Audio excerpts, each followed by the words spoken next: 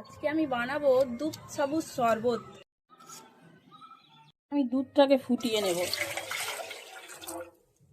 ফুটে গেছে, আমি কাজু আর কিশমিশটা দিয়ে দেব ফোটা দুধে। কড়াতে জল দিয়ে আমি সাবুটা সিদ্ধ করে নেব।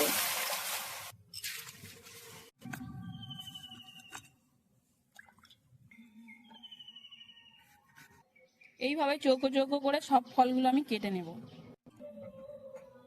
ঠিক আছে, এবার ছেঁকে নেব। সাবুটাকে জল দিয়ে ভালো করে ধুয়ে নেব। দুধটা ঠান্ডা হয়ে গেছে, এবার সিদ্ধ সাবু একে একে সব ফল কুচনোগুলো এতে সব দিয়ে দেব।